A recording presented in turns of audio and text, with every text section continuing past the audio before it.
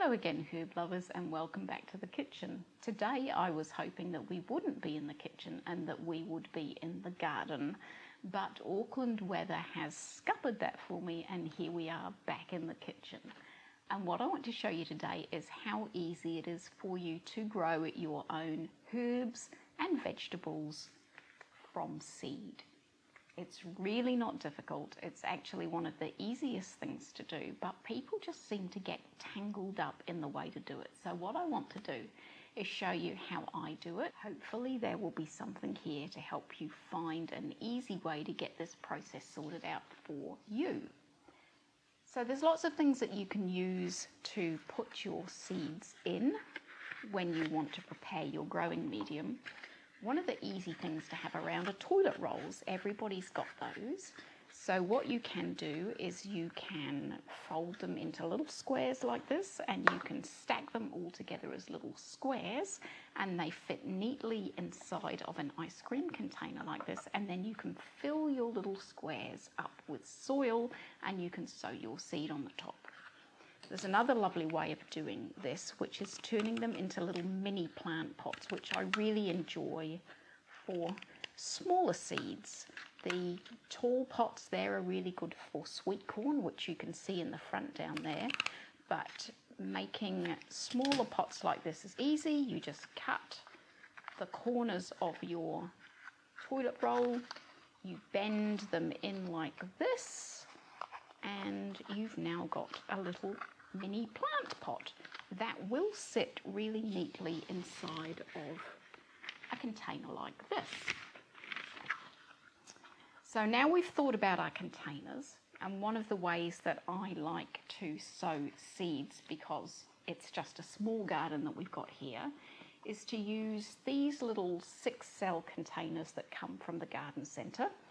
And you can get a lot of these if you go to the pot swaps at your local garden centre.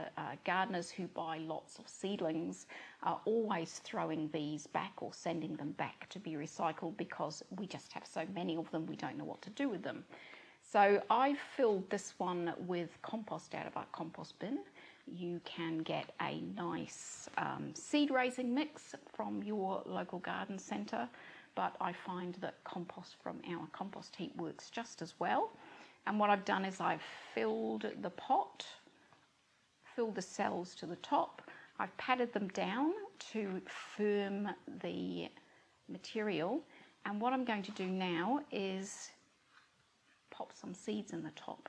And you'd think the logical thought is that you would put all of the same seeds in this pot, perhaps put 2 or 3, and you can do that. But what I like to do is I like to sow lots of things all at once, and then I like to prick them out later, and we're going to show you how to prick seedlings out in another video. And it's easier to do it that way on a small garden situation, because you don't need as many plants as you think you do, and you'll be amazed how far little tiny bits of seed go.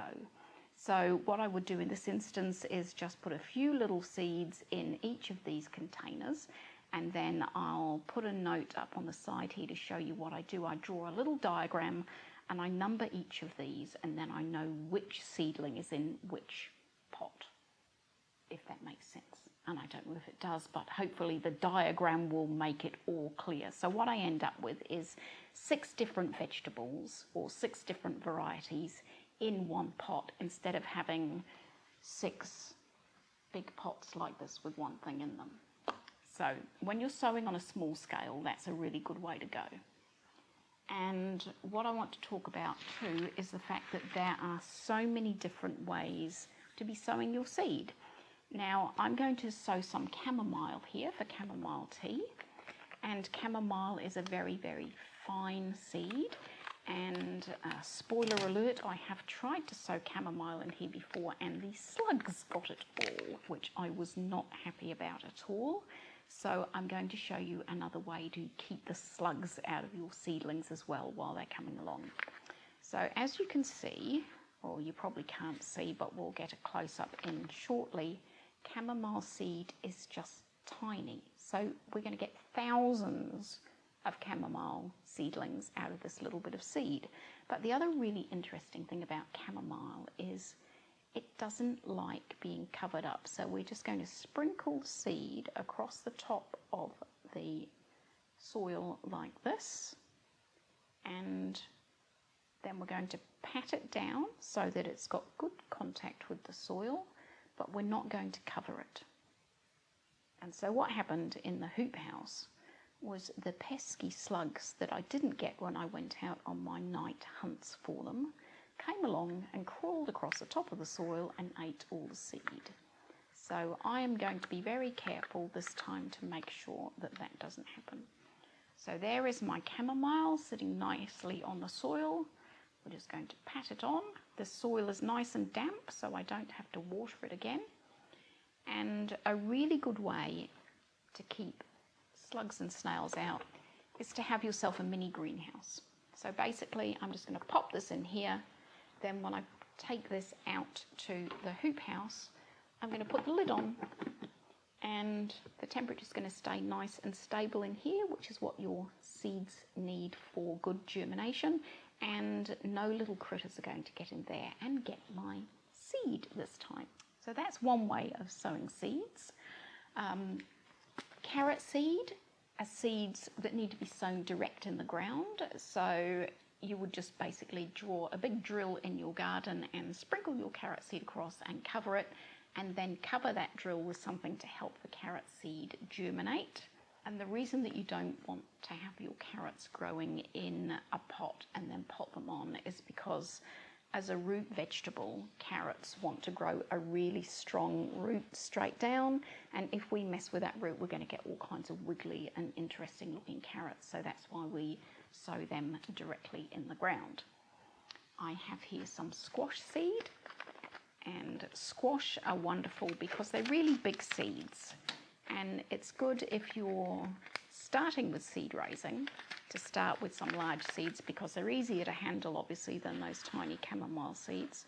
And these seeds, as you can see, are pink because they have been coated with a general purpose fungicide, which I hate, but it's the only way that you can buy them. But what I do with these kind of big seeds, because I don't want to disturb their roots too much, but I don't want to plant them straight out in the garden because the slugs and snails do love these, and I need them to get to a really good size before I plant them out. I plant 4 or 5 of them in one pot like this. So here we go, we're going to go 1, 2, 3, 4, and I'm going to put an extra one in the middle just in case one of them doesn't germinate, because I like to have 4 in a little mound for squash. And I will cover them very lightly once I can get these back in the packet.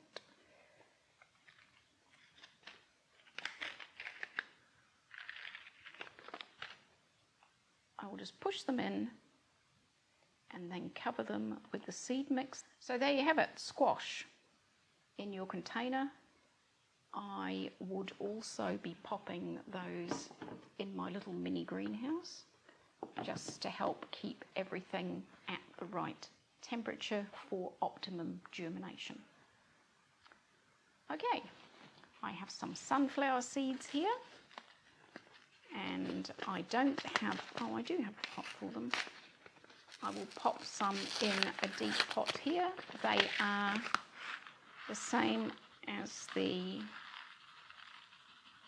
squash seeds. They're a little bit bigger than some seeds, but they're not quite as big as others. And they will do really nicely, just sprinkling a few of them over the top here.